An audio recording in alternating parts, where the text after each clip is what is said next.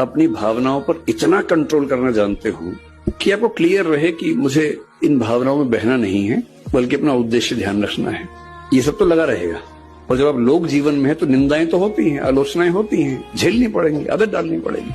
और या फिर हम तुलसीदास जी की तरह इस बात पर सीधे आ जाएं, हानि लाभ जीवन मरण जस अपजस विधि हाथ, कि हानि होगी या लाभ होगा, जिएंगे या मरेंगे, यश होगा या अपयश होगा, ये नियति के हाथ में है, मेरे हाथ में नहीं है। तो अपयश हो रहा है तो हो रहा है, कभी यश भी हो जाएगा, ऐसा क्या है। पर ये कहना बड़ा आसान है, इसको जीना बहुत मुश्किल है। कहना तो बहुत आसान है, मैंने कहा, आपने सुना, तालियां बज गई, मजा आ गया। और जब अपयश होता है ना, तब ये याद नहीं आता है।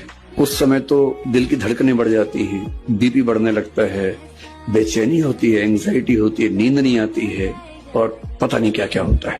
अपनी भावनाओं पर इतना कंट्रोल करना जानते हो कि आपको क्लियर रहे कि मुझे इन भावनाओं में बहना नहीं है, बल्कि अपना उद्देश्य ध्यान रखना है। ये सब तो लगा रहेगा।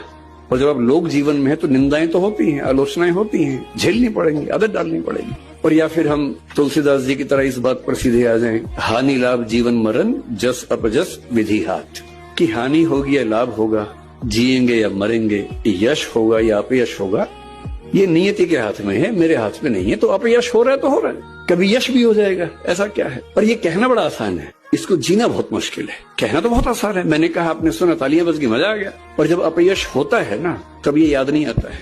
उस समय तो दिल की धड़कनें बढ़ जाती हैं, बीपी बढ़ने लगता है, बेचैनी होती है, एंग्जाइटी होती है, नींद नहीं आती है, और पता नहीं क्या क्या होता है।